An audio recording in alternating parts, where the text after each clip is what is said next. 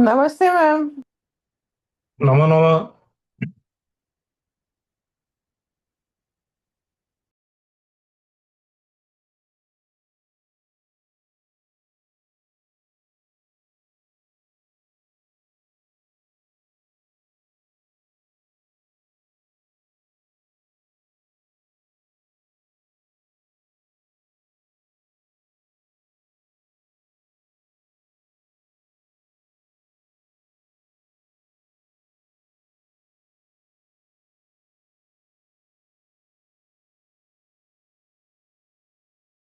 Ma'am, you're on mute. Okay, sorry. या देवी सर्वभूतेषु बुद्धिरूपेण संस्थिता नमस्तस्यै नमस्तस्यै नमो नमः. So friends, welcome you all our monthly orations, and at this time we have got the eminent speaker with us, and uh, Varsha Shirgaonkar madam. Now, there's lots to say out Varsha madam's very concise CV. She has a long teaching career with her affiliation to colleges associated with Mumbai University Department of History, and later on she joined as a professor and head of the Department of History, S.N.D.T University, and she is and just lots of echo. Just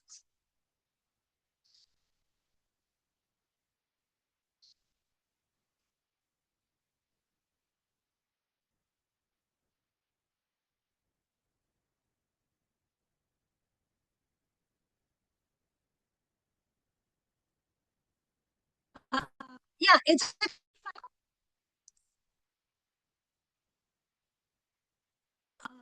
so. At present, is an expert advisor, academic panel of D.Y. Patil for the School of Architecture, D.Y. University. She is an historian, and her areas are specialized in socio-cultural history. There is still echo. Yes, madam. There is still echo.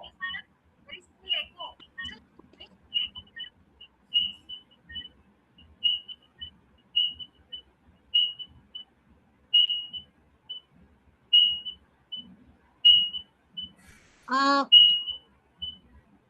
so, her specialization is history of medieval and modern Maharashtra and Bengal. At the Heritage of Mumbai, she the plows of Mumbai. So how the water uh, during the time and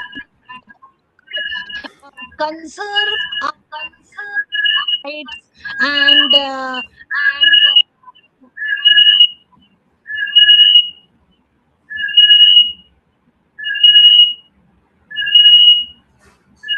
actually,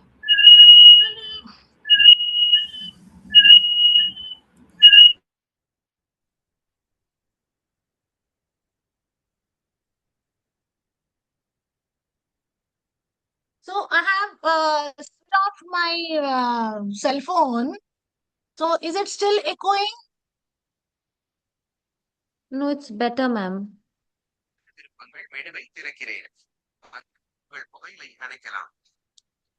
Is it better now? Yes, ma'am, it's better. Now it is more better. Now there is nothing like but more better. But now is it better? Yes, ma'am, this is good. Yeah. Okay. So she's worked on the case of Maharashtra, of Mumbai. The point which I was telling you, and almost She has 9 books to her credit and more than 70 research articles published in various journals and periodicals. She's also worked on the very idea of tax.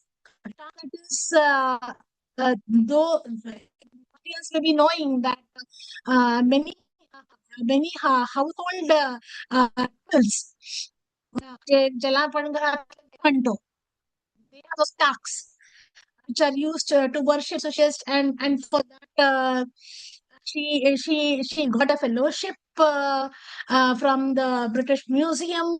Besides that, she has been the president's nominee for the Kakatiya University, and also she has been for the MS Oriental University Baroda, and even now also she's busy, and she's working on the topic Yama.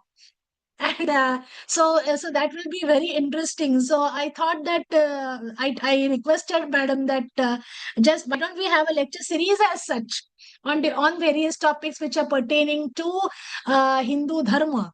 And so now, not taking much time between you and madam, I request her to begin her and on behalf of the Center for Hindu Studies, I'm extremely grateful to her. Actually, her son is leaving for, he's going abroad.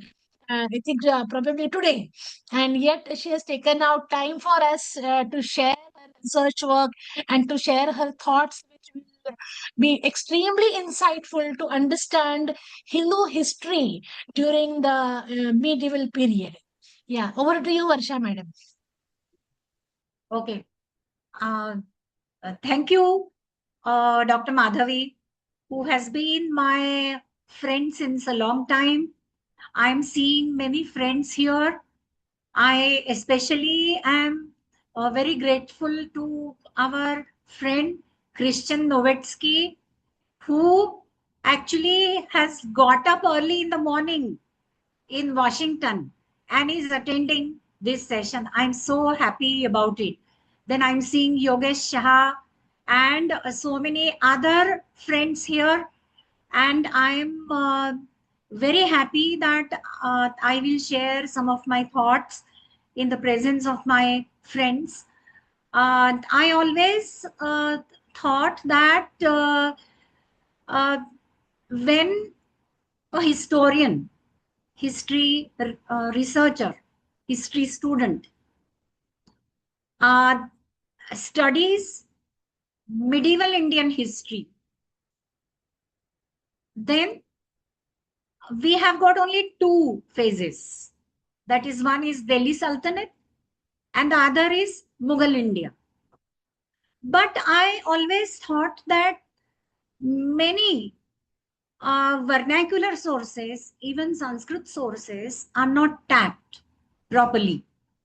They might have been there in the discussion of the historians, but then a kind of cursory approach was given to these sources. We have to study them, especially the Sanskrit sources, and then we have to understand that there were many Hindu dynasties who have been recorded as defeated dynasties by many Islamic chroniclers like Ziauddin Barqi, Firishta, and many others. But do we just say that they were defeated dynasties and then they did not have any history? No. It is wrong on our part if the narrative is given like this. So my attempt today will be to correct this narrative and to just appeal that the narrative should be more inclusive as such. So now I begin here. Can you all see this?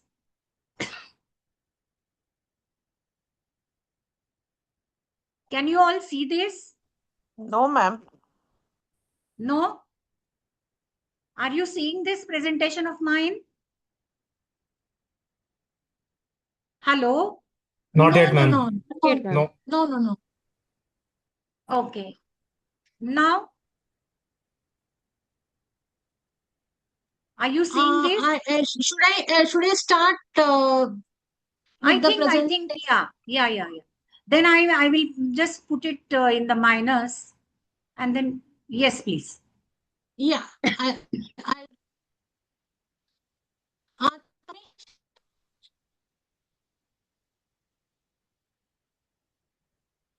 Tamisham, are you there?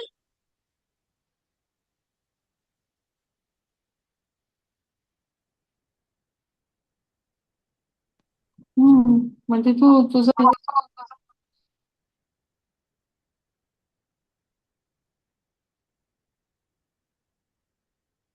Minute. Just a minute.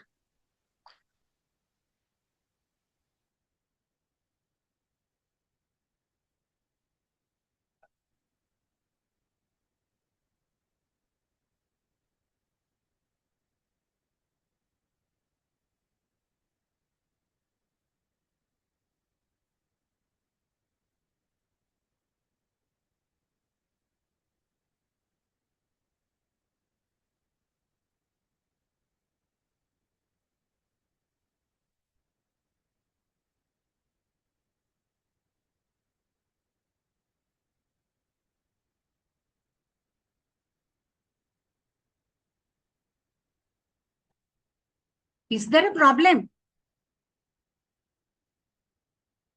हाँ Madhavi. 1 minute. हाँ. Can I try again? The list has been sent असं ते आलेलं आहे. हाँ. It is not turned on.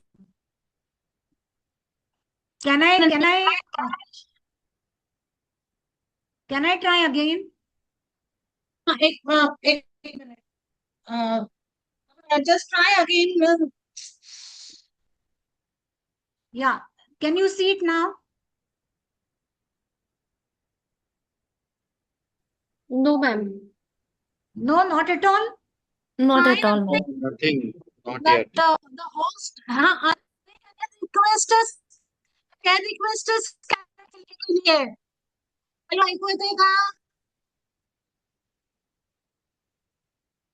त्यांनी सेवा पवारनी share request cancel केली आहे You have to get co-host permission. Only then you will be able to show the presentation. Yeah, then please do it.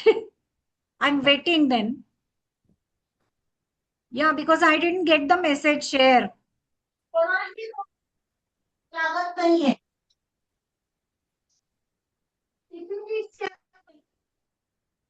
Then please allow me to share.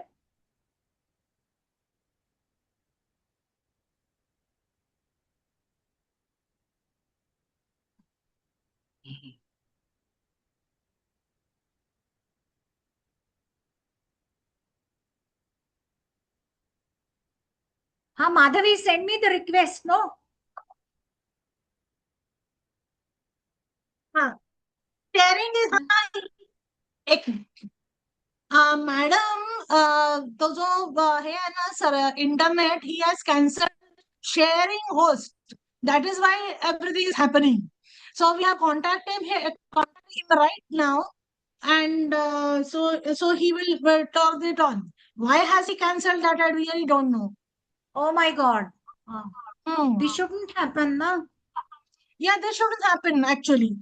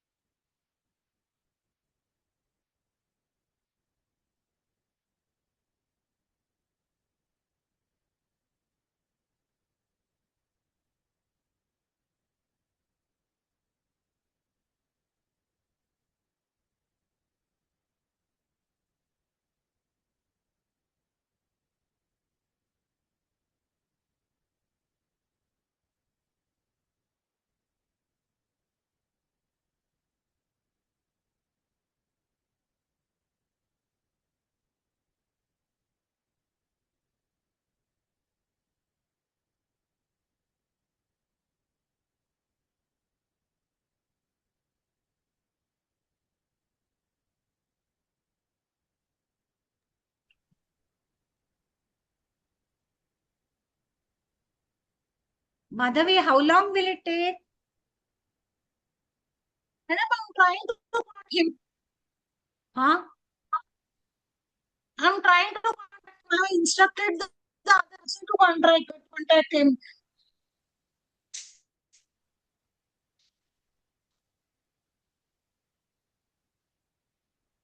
Papa, why I can't hear it? No, this time it is that he has enabled the what issue. हाँ हाँ हाँ हाँ लगेच काय नटपटपणा चालू केला त्यांनी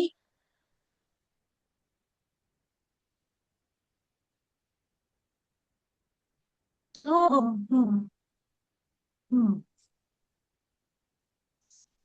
हाँ madam, he is working on that.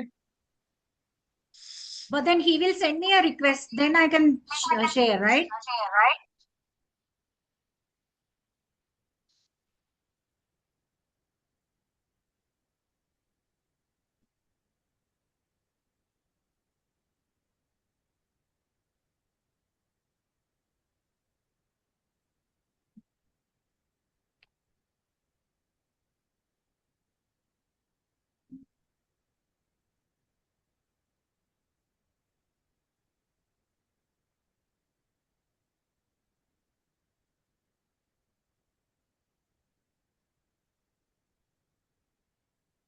Ask him to send me a request. Madam, he is working on it. Oh, so it will take time. हाँ हाँ हाँ हाँ madam, now try to share. No, but now can you see it? Can you see it? Please tell me, can you see it? 1 minute.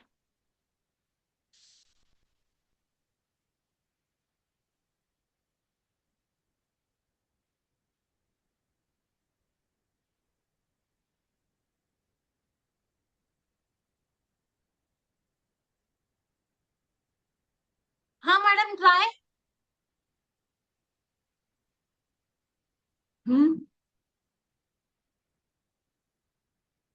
Can you see it? हाँ, now can you see? Yes, ma'am. I'm हाँ, starting okay. from the beginning. Yes. Yeah. Yeah?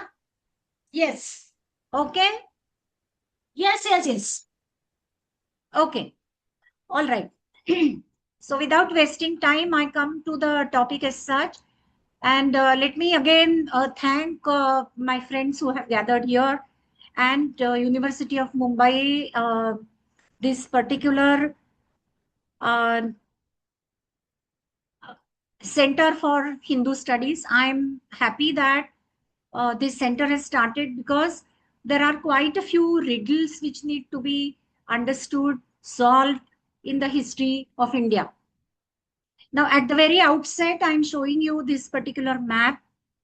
Down below, the source I have given, Satish Chandra is a very well-known historian on medieval India. This is the map taken from his book. But then there is one particular dynasty missing here. That dynasty will come up later in my presentation. So this is what happens when you don't have the vernacular sources. Nobody has worked on the vernacular sources. Possibly, there is silence in history. But then when the vernacular sources are found, that particular dynasty pops up on the historical scene. As I said, during medieval India, there were quite a few challenges. That's why I have named this particular presentation of mine as challenges and response. Responses from the side of the Hindu dynasties. In what way they grew? They had their own systems of Hindu polity, state craft. All this will be discussed within a short span of time now. You see, the first recorded Islamic invasion is Arab conquest of Sindh, where we have uh, the Sindh Raja Dahir captured, and even his family members, daughters, they were captured by the Islamic invaders. And then there was silence after some time, for some time at least. But then you will find that the Arabs started coming in, making inroads into North India. Now, here, please remember that my statements are not actually for provoking any kind of Hindu-Muslim conflict here, but we are trying to understand the blunt, bare facts of history and how the Hindu dynasties tried to move forward from within the challenges. That should be our approach. Gurjar Pratiharas, they were a very powerful dynasty in 8th century CE, that is soon after this conquest of Sindh happened. Now I am trying to explain this with the help of maps so that you know the geographical locations of the places and also the texts where these texts were written and what was the nature of Hindu polity there. Now, this particular map shows that Gurjar Pratiharas, they were a powerful dynasty and they had spread right from Sindh, Gujarat, and even later on, which became Kanauj or Kanyakubja. Kanyakubja. That is, these are the different kinds of words that are used here. Now, Pratihara rulers' conflict with the Arabs and their resistance to the attacks of the Mlechas. Mlechas is the word used in the inscriptions for the Muslims.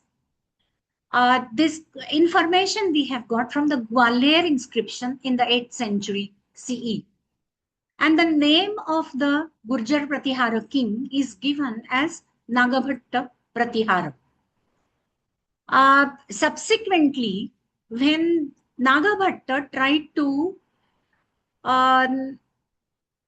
do away with the Islamic invaders, Gurjara Pratiharas still maintained their supremacy to a certain extent, even though there was constant fear of the attacks.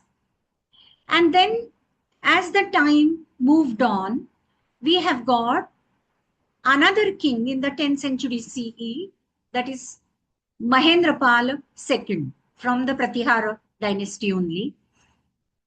And then we have a very important text written in his court.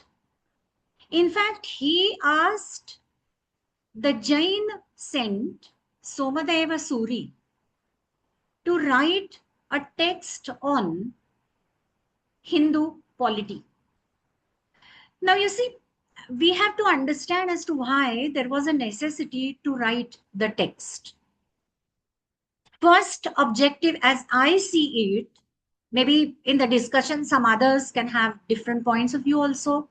But I feel that the first objective must be that Hindu polity should be emphasized, even though there are attacks of the Muslim invaders. Second point is to give identity to the Hindu rule.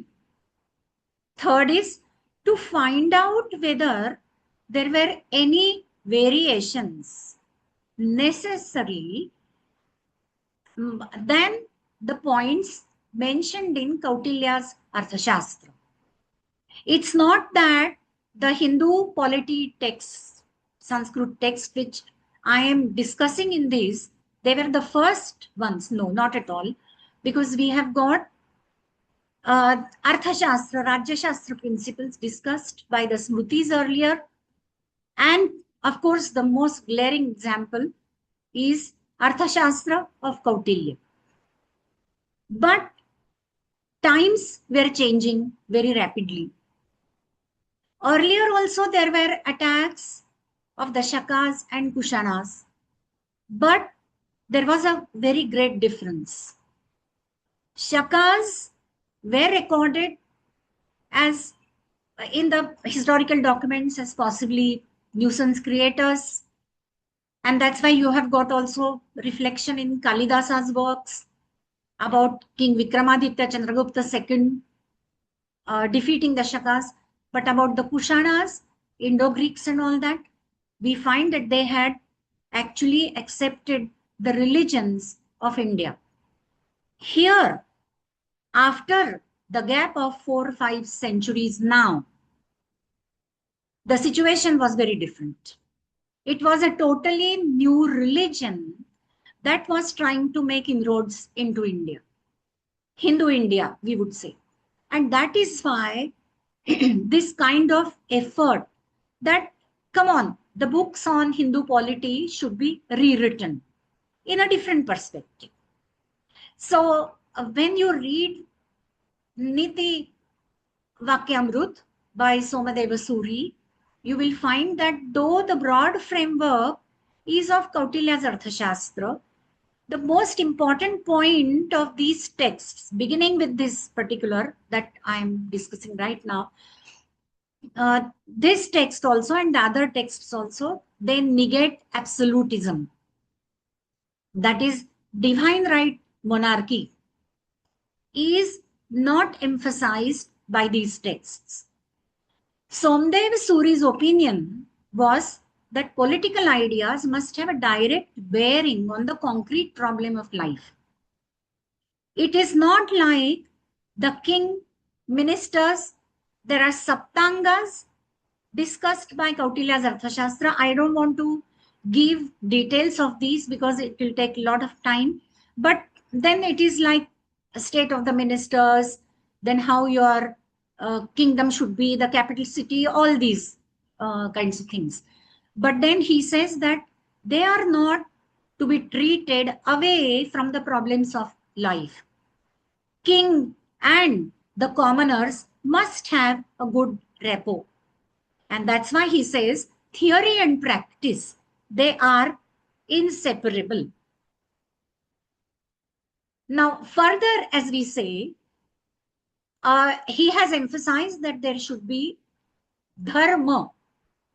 This dharma in political life in particular and human life in general is very necessary because it is the Raja Dharma. Raja Dharma should not be making the king an absolute monarch, but his dharma is towards the society and the people around. His duty first is towards the people.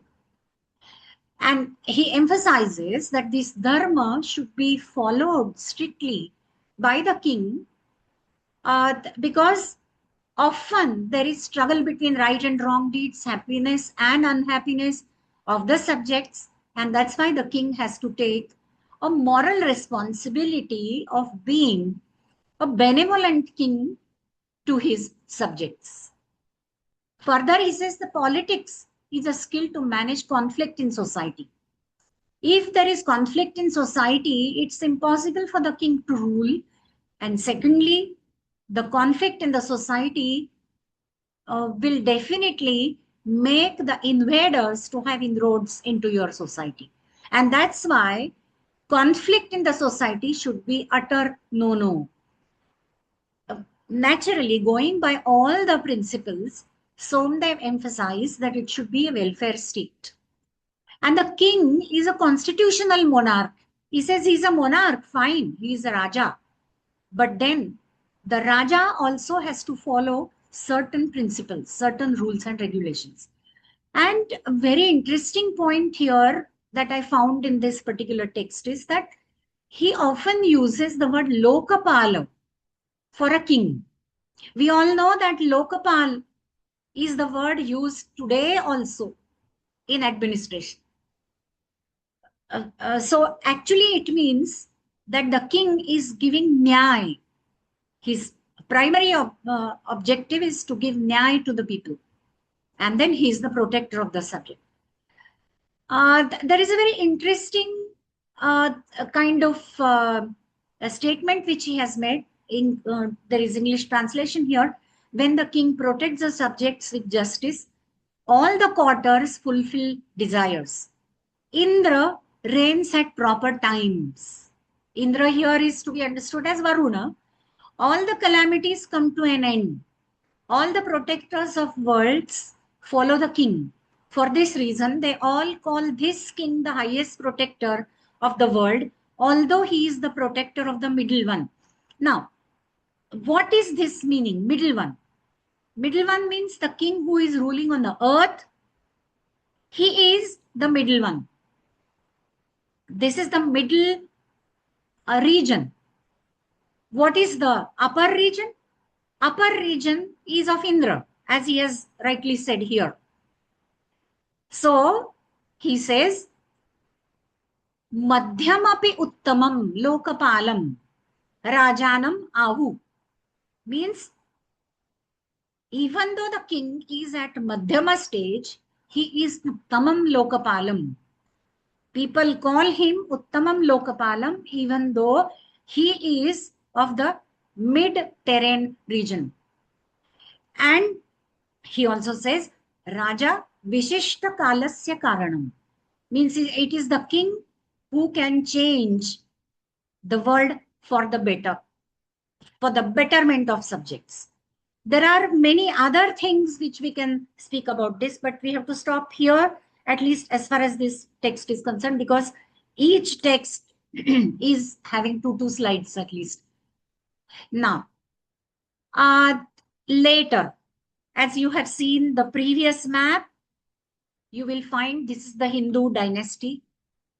But later, after the Gurjar Pratiharas had their fall, then naturally you have got a smaller portion of Hindu dynasty remaining.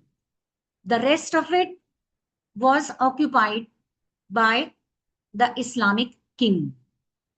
Yet, there was a struggle going on, and even in spite of the struggle, Kannauj was having its own identity. Then we have got the mention of Gahadwal dynasty of Kannauj. And it is said that Govind Chandra of this dynasty of Kannauj, he had struggled with Muslims as per Sarnath inscription of 1109 CE. He mentions Govind Chandra as Vishnu defeating Turushkas. Turushka is the word indicative of the Mleccha or the Islamic invader. And the kings, the Islamic invaders' chiefs' names are given here in the inscription. Muhammad Amir and King Masood III of Ghazni. Sarnath inscription says that even though their forces were very strong, Govind Chandra, he fought a very tough battle with his army men and defeated them like Vishnu. Not only that, but he also protected Kashi, Banaras. Now, when this victory was achieved, Govind Chandra asked Lakshmidhara, who was his Sandhi Vigrahika. This word, please remember, comes also in Kautilya's Arthashastra. This means Minister of Peace and War, Sandhi Vigrahika. Lakshmidhara was this minister of Govind Chandra, and he asked Lakshmidhara to write a compilation of an exhaustive digest on Hindu Dharma. Then this was composed, Krutya Kalpataru. But unfortunately, Krutya Kalpataru was lost after the Muslim takeover of Kannauj. And it is so important to know that even though there were many kandas, only some were found. One was found in Udaipur, and that was Rajadharma Kanda, which I'll be discussing in the next slide.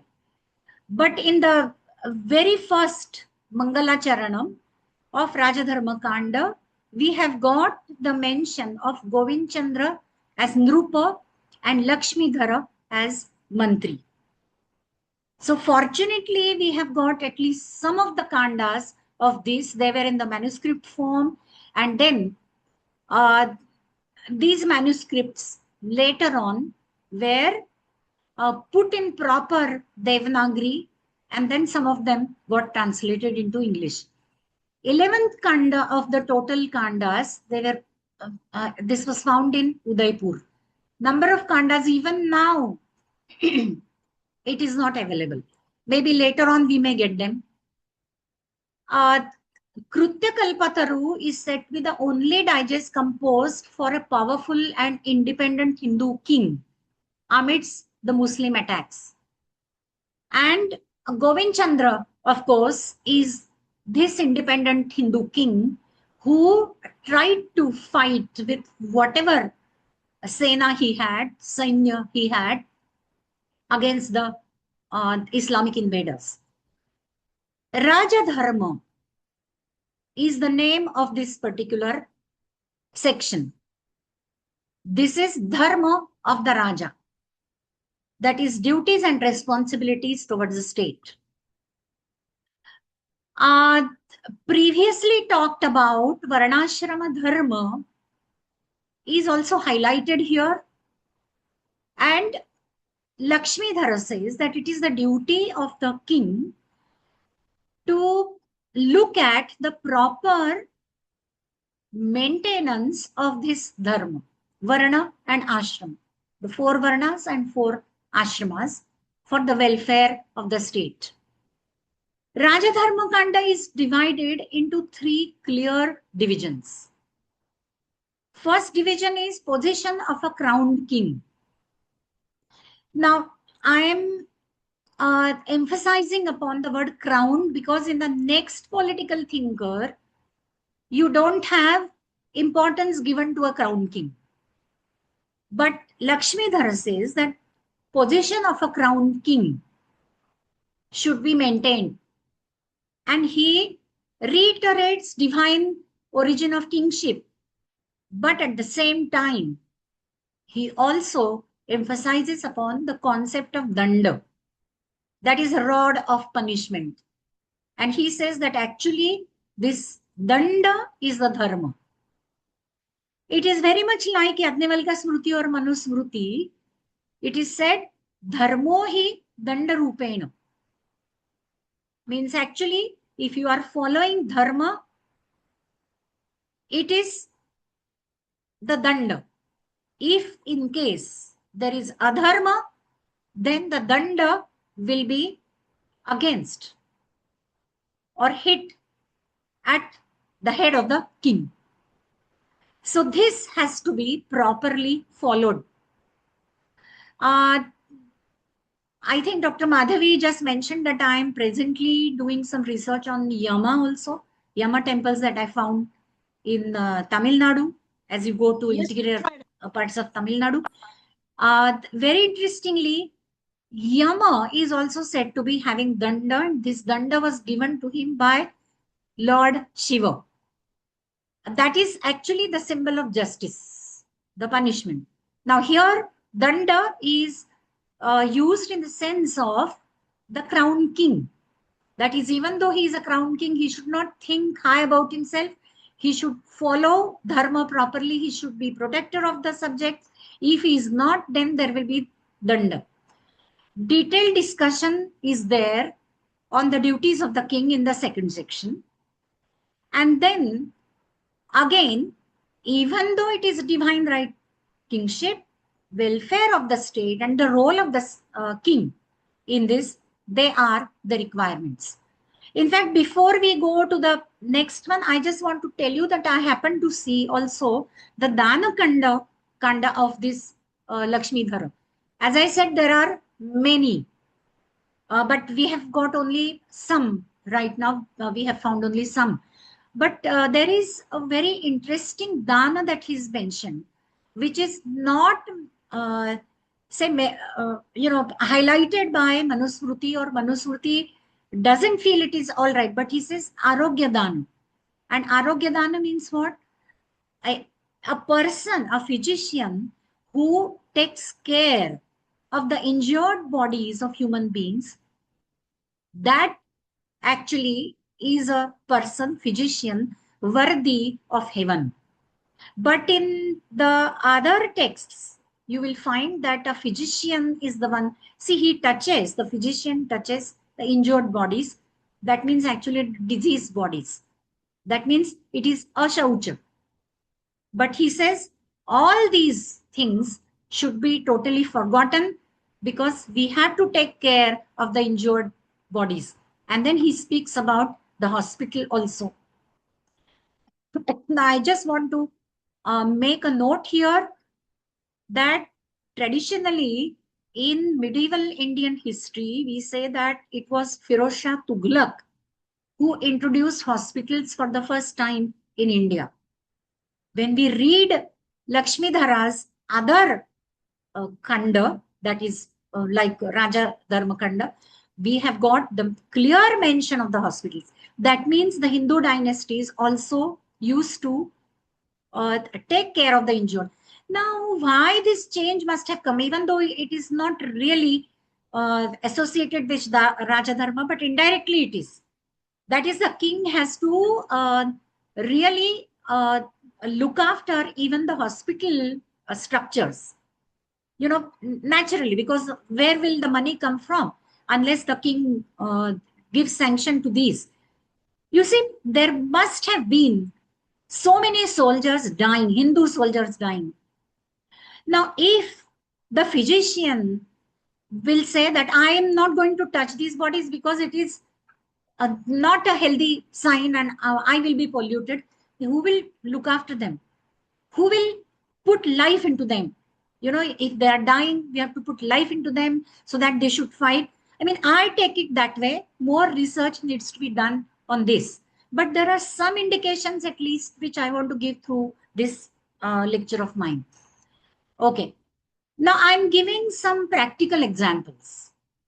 Before we come to another one, that is Chandeshwara, the political thinker who also gave Hindu polity. I said that in the very first map which I showed, which I picked up from Satish Chandra's History of Medieval India, the Kakatiya kingdom was missing. Interestingly, after 1980, lot of research, 1980 means fairly recent, even though inscriptions were found, Telugu inscription, Sanskrit and Telugu combined inscription, Telugu Tamil inscriptions, especially some part which was, on the border of Tamil Nadu and Andhra Pradesh. Today we say it is Telangana, but then that time it was the dynasty of Andhra. So I'm saying that when new sources are found, in fact, the historians should try to find out new sources. Otherwise, there is complete silence about some dynasties.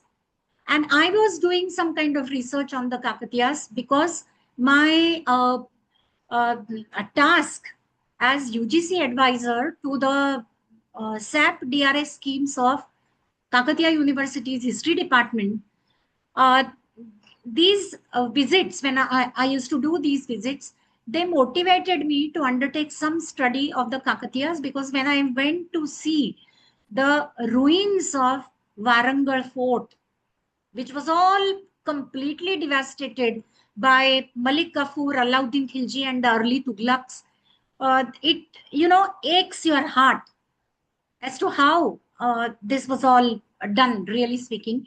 And especially the Kakatiyas had to face a lot of attacks. I'm just giving here who were the rulers. I don't want to elaborate on these rulers as such, but I'm just saying that a lot of information is there about their richness and wealth. We all know that Kohinoor diamond today Where is it? It is in London, Tower of London Museum. But please remember, Kohinoor diamond and other precious diamonds were born here in the Kakatiya kingdom. And they were then carried as a loot every time when there were many attacks. The last of the attacks were done, last of several attacks were done in one single rule of Pratap Rudradev II, who was the grandson of Rudramma Devi. Now, why I'm giving here this example is that origin of the Kakatiyas is not from any royal family. It is said that they were the feudal lords of the Chalukyas of Kalyani from 10th century CE, but they were not having at all any royal connection. They had a humble background socially.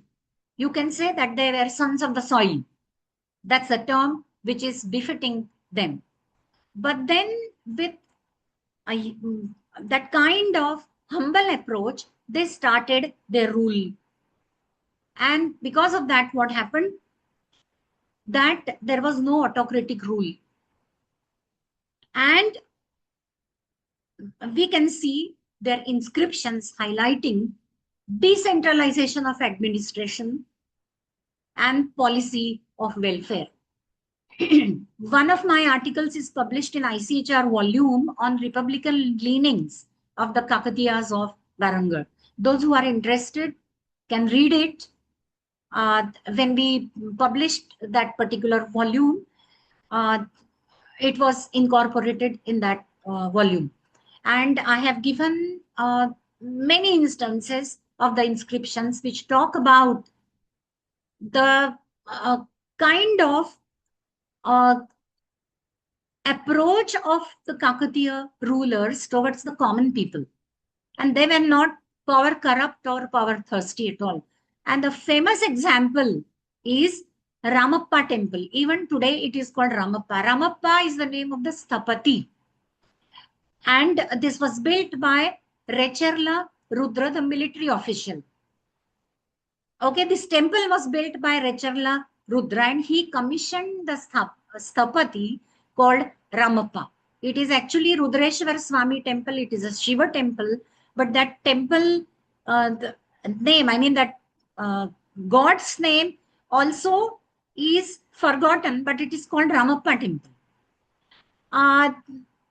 Please remember in now 2021, this was the first Telangana heritage structure incorporated in the UNESCO list. The Kakatiyas also constructed tanks. Development of tank irrigation is there. When you go to that area, you will find that those tanks which were built by the Kakatiyas, they are preserved, they are conserved, because Telangana otherwise is a dry state.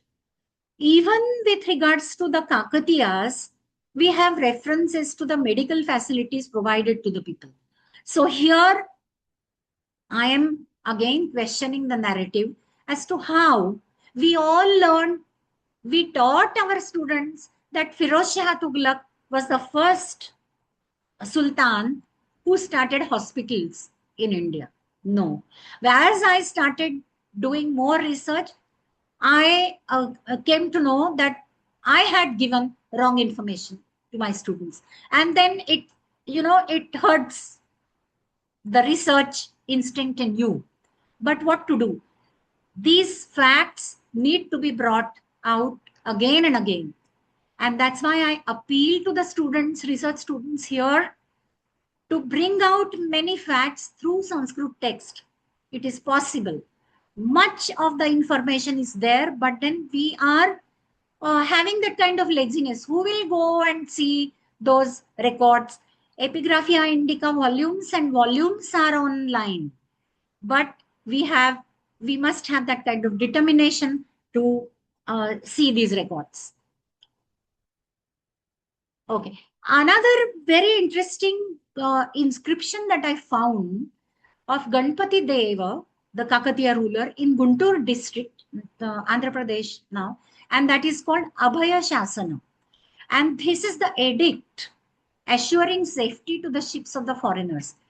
You see, even the Islamic invaders who settled here, it's point to be noted, even though there were Islamic invaders settled on the coastline and they found any foreign ship, the foreign ship used to be looted, ransacked, their people put to death, and whatever loot was collected, that was in the name of the king.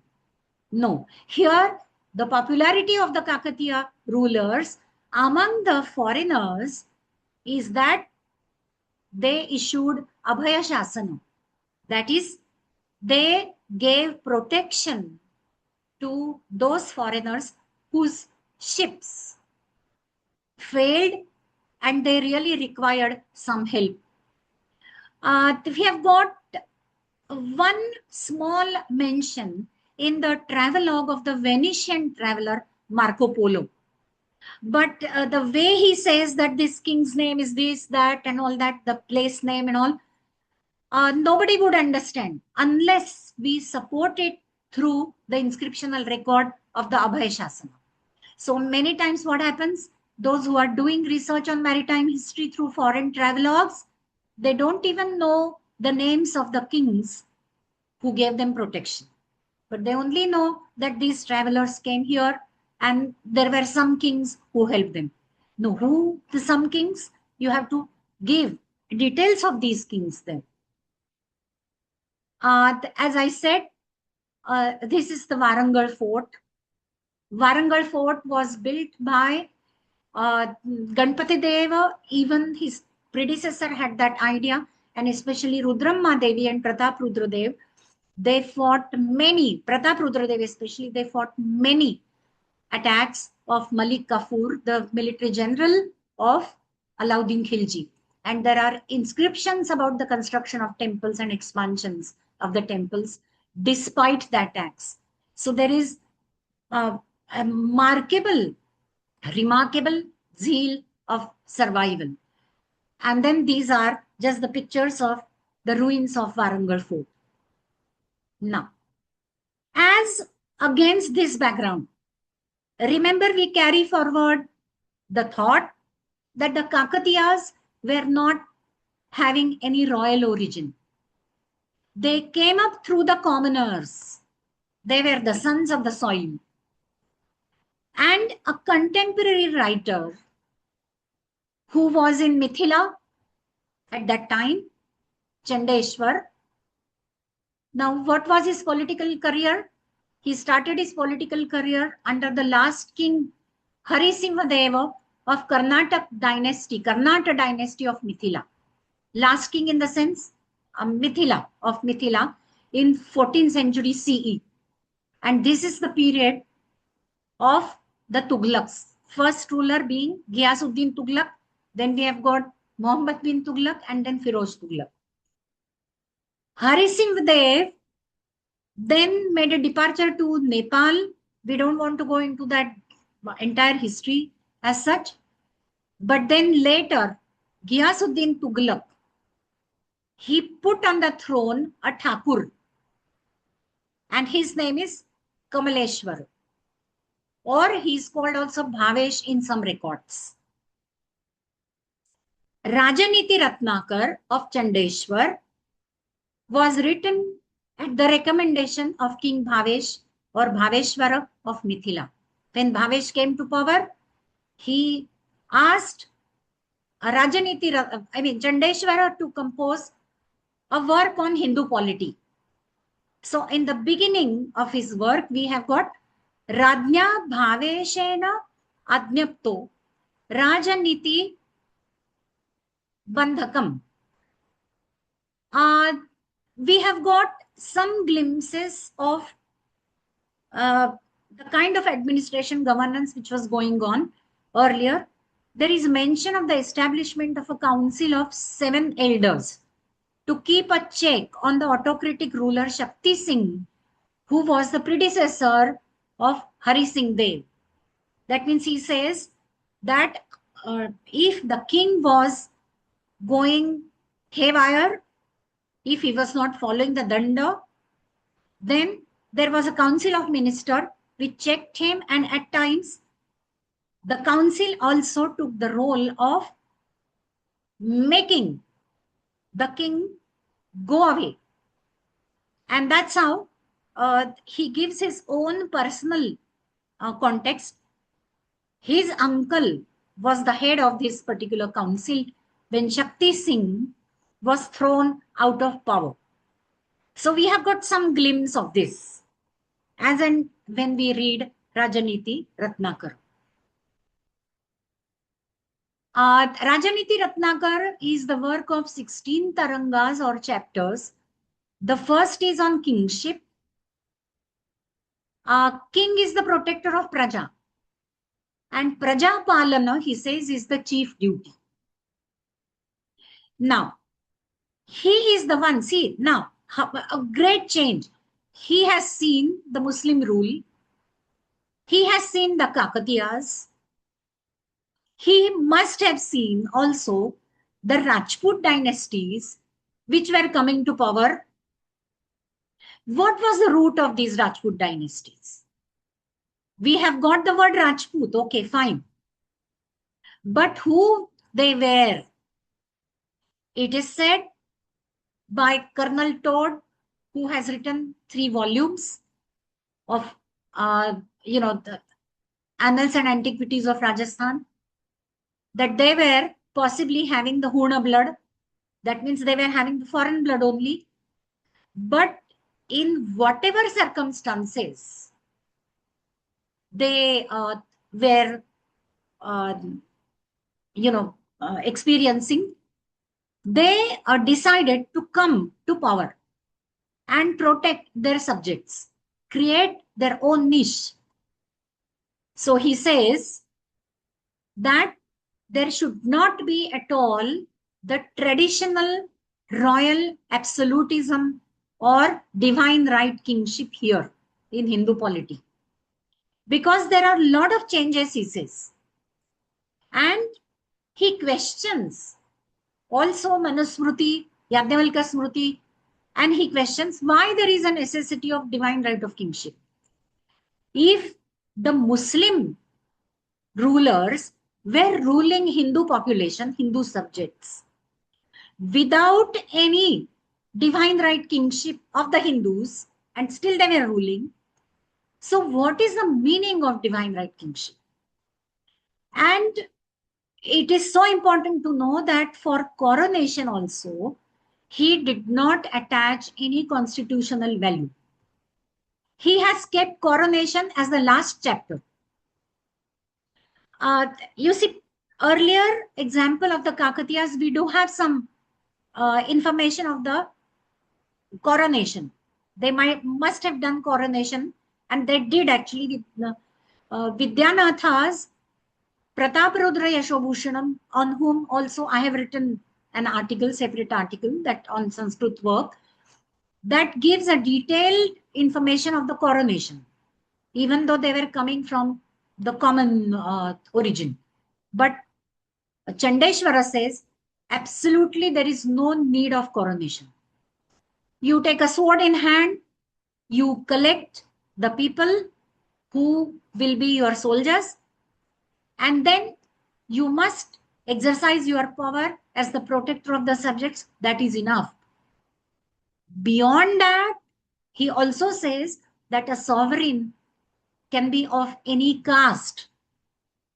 Why should you bother whether he is of a Kshatriya origin or non-Kshatriya origin? He must be able to defend himself, his kingdom, his subjects. And it's a very interesting statement of his. He says that Praja, subjects, is like Vishnu, and that should be kept happy. Adyarabhana me rajyam, Raja ayam rakshatu prajaha. He says, this is not my kingdom. Raja ayam, who is Rakshatu Prajaha. He is the only one, and that is the only qualification, that you protect your subjects. Whether you belong to this caste, whether you have got the sanction of the Brahmins, no, absolutely not.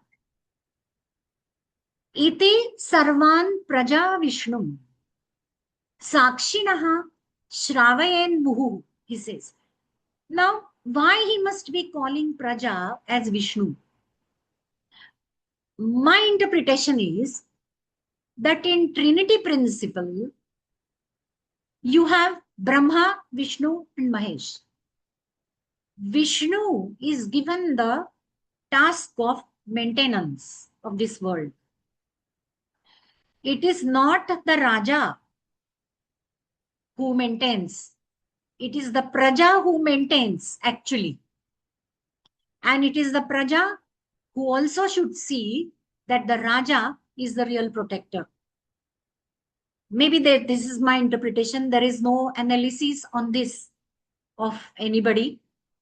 Till the analysis comes, I feel this may be there, this interpretation. But so he was a revolutionary of time. Next we come, yes. As we have seen that Kakatiya kingdom is known now, presently, like after 1980s and all that. Vijayanagar was also not known. It was Robert Seville who for the first time studied many inscriptions, and he came to know that whatever devastation has happened and whatever ruins are found in Hampi and the places around, they were of a particular powerful kingdom. And when he made that kind of discovery, he named his book A Forgotten Empire. Then, of course, many other searches began. And then many Sanskrit texts were also dug up, interpreted, and then the entire history was reconstructed. It is not possible to do the achievements of Vijayanagar in short span of time, and that is not also our purpose. Our purpose is to see as to how Hindu polity had a change in Vijayanagar. Now, Harihar and Bukka, the first, they were treasury officers in the Kakatiya rule under Pratap Rudradev. We have mentioned Pratap Rudradev as the last Kakatiya ruler. But after Pratap Rudradev was arrested in 1323 and subsequently he died. Now, how he died, it's a great riddle. Whether he died in the Muslim custody or he had the natural death, there is still a doubt. But whatever it is, Kakatiyas lost their rule. Harihar and Bukka, they were then taken in the Muslim custody. That time, it was the beginning of the Tughlaq rule. Actually, there is one particular inscription, Gozhalvidu inscription, and Bukka is said to be a feudal lord under Kakatiyas, and he was ruling a part of Nellore in Andhra Pradesh. So Bukka was more experienced than Harihar the first, his elder brother. You see, this point I have also noted in the foreword which I wrote to Nirmala Kulkarni's book, Madhura Vijayam. That was a kavya of Bukka's daughter-in-law, Ganga Devi.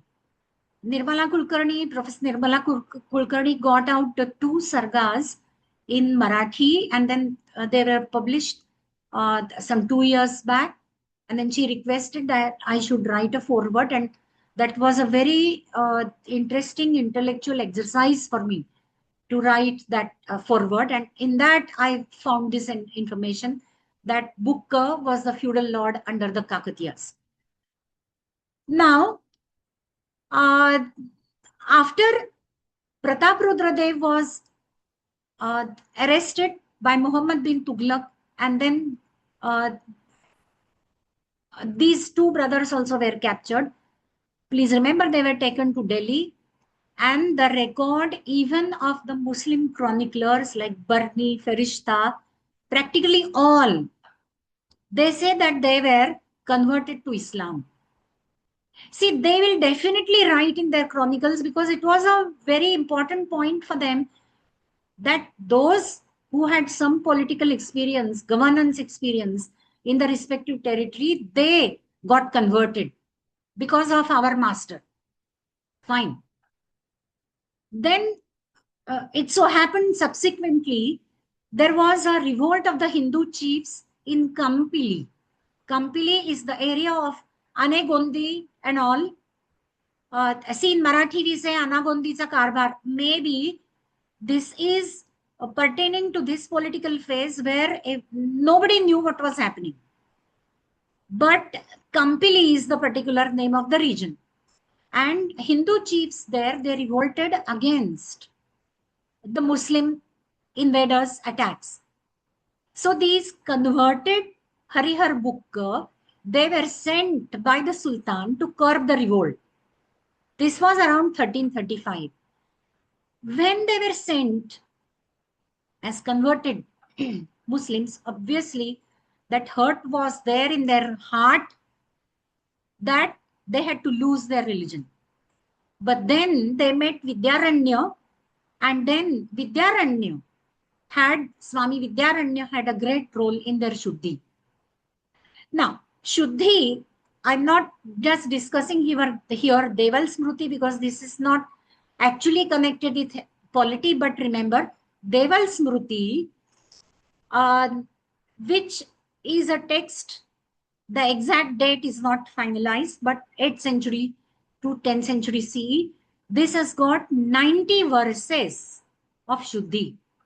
And these verses talk about the Shuddhi of those Hindus who were forcibly taken to Muslim quarters, even the Hindu women who were forcibly married to the Muslims. If they wanted to come back, then what kind of Shuddhi used to be done?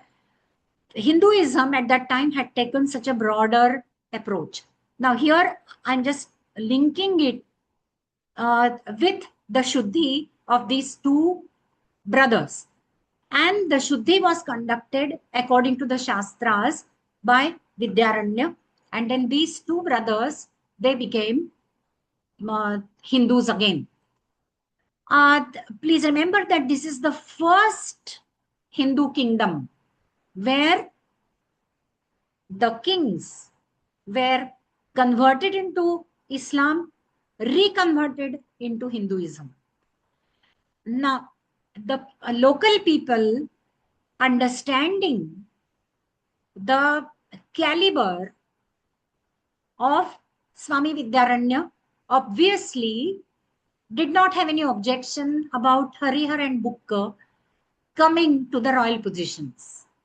And we all know that Sayanacharya and Vidyaranya, these two, have helped a lot for the commentaries on the Vedas. In fact, I would say that those who are working on commentary literatures, they must have this historical background, because otherwise, just a kind of jotting down that this commentary says this, no, it will not make any sense, according to me. Because every literary work has to be seen in the perspective of the contemporary political and historical happenings. Now, the Hindu polity of Vijayanagar was based on Arthashastra principles. Here we find that they had divine right monarchy. We have got also accounts of the foreign travelers like Niccolo Conti, Abdur Razak, Nunes, Domingo Pez. There are several foreign travelers who came during the time of especially Krishna Dev Rai. And they have jotted down the remarkable celebrations of the Mahanavami festival. and the revival of Brahmanical practices which can be seen in this. The Hampi was the capital city of Vijayanagar. Here I'm just giving this picture as a symbolic picture of Hampi. And we have got also additions made to the structures of Hindu temples. Say, for example, Bruhadishwara temple, that entire complex, which was started by the Cholas, but additions were made also by the Vijayanagar kings. So overall, we have taken a view of early medieval phase. I have not taken the entire medieval period, because the entire medieval period in history, as we say, it ends with the downfall of the Marathas in 1818. So we have got a major contribution of the Marathas towards Hindavi Swaraj. And we all know whom I am referring to. Nonetheless, but Chhatrapati Shivaji Maharaj. But of course, taking that into this small presentation would be difficult, because that Hindavi Swarajya was all encompassing the entire India. This was the dream, which was later on completed by, not completed, but aimed by Peshwa Bajirao the First. To a certain extent, he tried to do, as far as possible, he tried to have relationships with the Hindu kings and tried to have a Hindu confederacy and all. But that's not the scope of this lecture.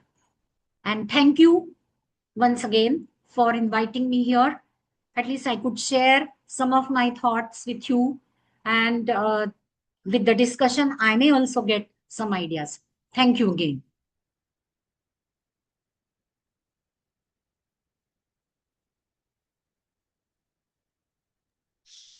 Madam, for a very interesting lecture and for opening our eyes regarding the study of medieval history in a different angle, because we have seen, or we have always been taught that how the Muslims did, and we were the losers. They emerged as victors.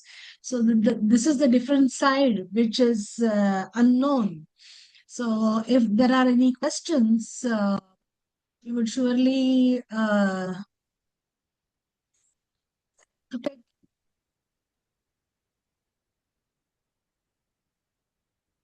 Anyone? Any comment? Any question?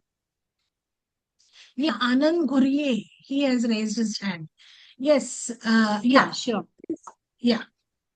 You can Yeah. unmute yourself. Very nice presentation, madam.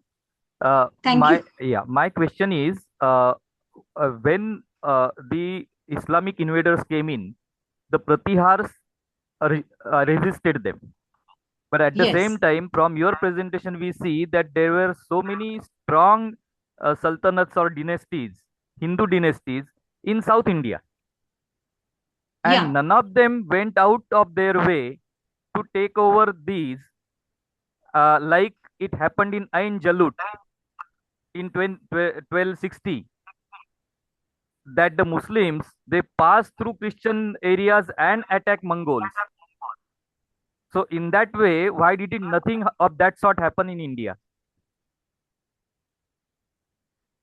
Okay, so you mean that the Hindu dynasties who were attacked, they were left to their own fate, Yes, and then there was no help coming from the others.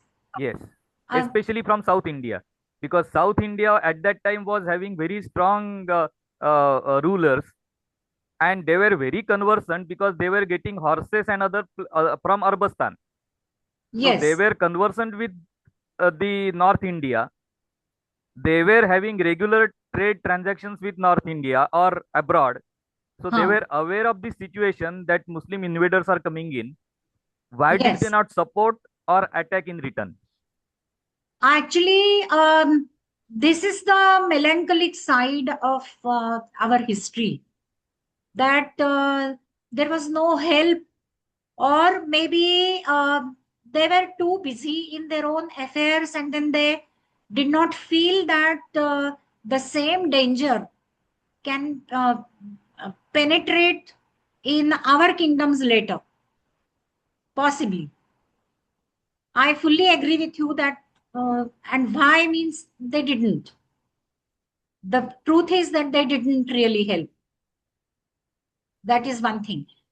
We do have some examples of some kind of collaboration between the Gujarat king Karan Dev and Yadavas of Devgiri. But when Karan Singh made a very horrible fate, Yadavas then decided to just bow down to Alauddin Khilji.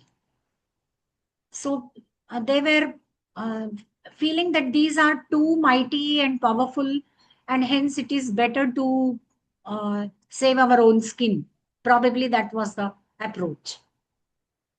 So despite having this kind of Hindu polity in the respective areas, the main fact remains that there were internal conflicts, and these internal conflicts actually ruined us maybe.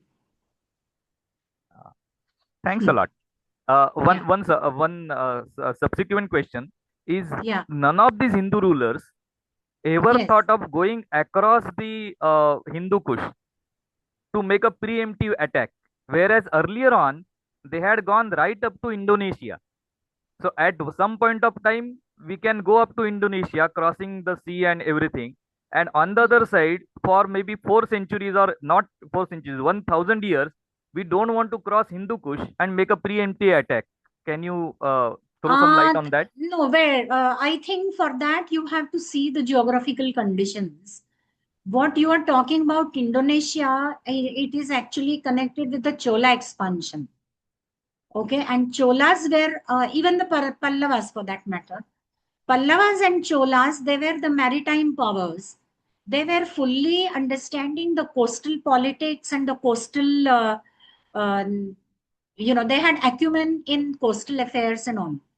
And that's why approaching first Ceylon, then Java, Sumatra, Malaya, what is today's Indonesia, that was possible for them. Possible in the sense, even with struggle, it was possible. But what you're talking about, Hindu Kush and all that, there you have the cold climate, the Himalayan ranges. You don't have that kind of experience of Himalayan ranges. So these are two very different things, according to me. Okay.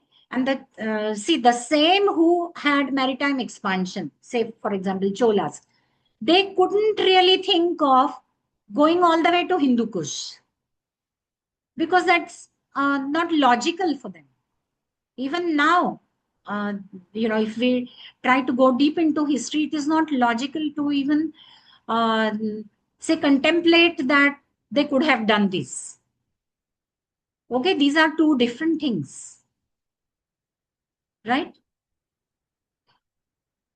Thank you. Thank you. Yeah. Madam, very well conducted, very well. I read one question in the chat. I read about Asamis who defeated 17th century. Were there any differences? Why is the person? That is the main problem. Trump is going to force you to buy Boeing plane. Yeah, sure. Trump will force you to buy Boeing plane, and there are two Boeing. Can you be a little louder? I'm not linking the two.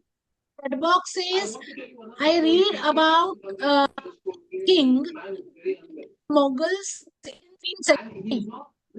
Were there references?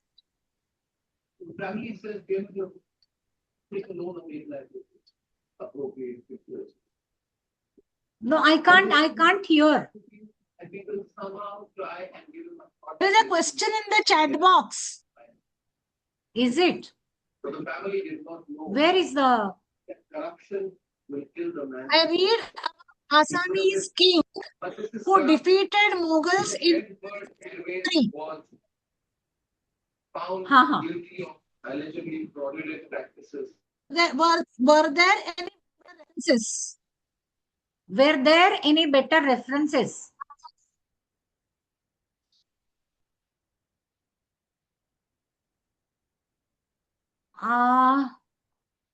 No, I didn't get the question actually. अंदर क्या settlement होता है, nobody knows. Some settlement seems to happen because notice के बाद there is no action. Nisha Vartak has a question. Here also, this man takes off Hello, ma'am. 50% of the things that Huh. Thank Yeah. you for and your then lecture. after 50%. There is one curiosity in my mind. I was not aware that there was a text called Devala Smriti which had such a reference of Shuddhikarana Vidhi. Mhm. I'm curious whether Shivaraya used the same Vidhi for Shuddhikarana of Netaji Palkar. Actually, I thought such a question would come. We will have to see. I'm sorry, somebody else is trying to also ask something. 50-50, please. Who? No, yeah, with regards to Netaji Palkar, we will have to see actually the text, you know, and we will have to see even the Rajya Vyavahara Kosh and you know, Ashtapradhan Mandal's entire role into it. Maybe we will find something that possibly this is taken as a Shastradhar is from Deval Smriti, possibly. Okay. Thank you, ma'am. Judgment dated 24. Is anybody still they- asking something? The Delhi High Court dismissed. Is anyone asking? And affirmed that MS No. Bedford Airways, along with related agencies in the conflict of interest. Deval Smriti has been edited by Professor Vadekar from Yes. Oriental Institute, Baroda. Nehru Library has that book. So you can. Circular motion of here to library. Everything is going on. Is anybody speaking? Is anybody speaking? Madhavi, is anybody speaking? I can't hear No, properly. somebody's TV is on. Your mic is on. No, my mic is on right now because I was speaking. Oh, that's it. ताई लक्ष्मीकारा जी यांना mute करा बरं जरा.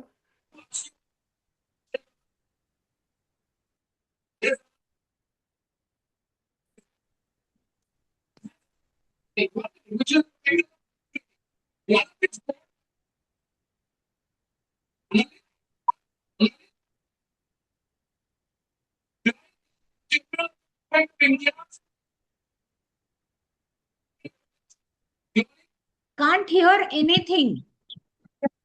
Can't hear anything.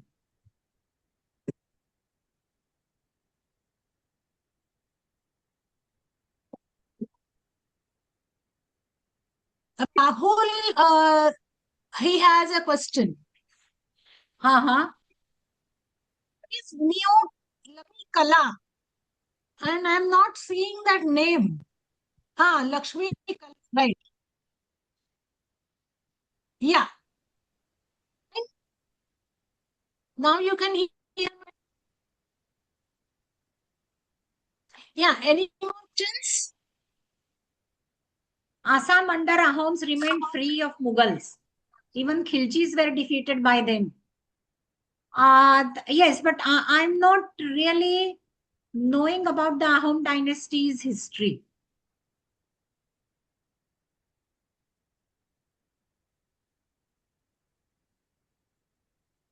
Any other question?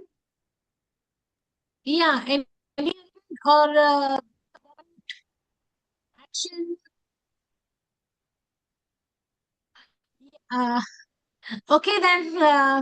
Yes, sorry for the hiccup. We have to step now. But on behalf of the Center for Hindu Studies, I profusely thank Dr. Varsha Shirgaonkar for a very very different and insightful lecture, and also putting the PPTs, which actually enabled us to understand the subject very more. And also, she brought about a combination of inscriptions, smritis, and also the historical records. How can a holistic study be understood? I would say that this is the example, and also she has cleared the wrong notions of wrongly writing history, which has been done in independence also. So thank you, madam, and we would look forward for more interactions with you. And if you come up with some topic, you're just free to tell us, and we'll arrange your lecture. Thank you very much. Okay. Thank you. Yeah. So, friends, we'll Fine. close for now, and we Yes. have a lecture on 20th at 6 o'clock by Dr. Suresh Haure on temple management. So, we will be sending the links also. You can join the lecture and get new information as to what is the role of Hindu temples at present times in doing good. Yeah. Thank you. Okay. Thank you. Thank you, ma'am. Thank you. Thank you, ma'am.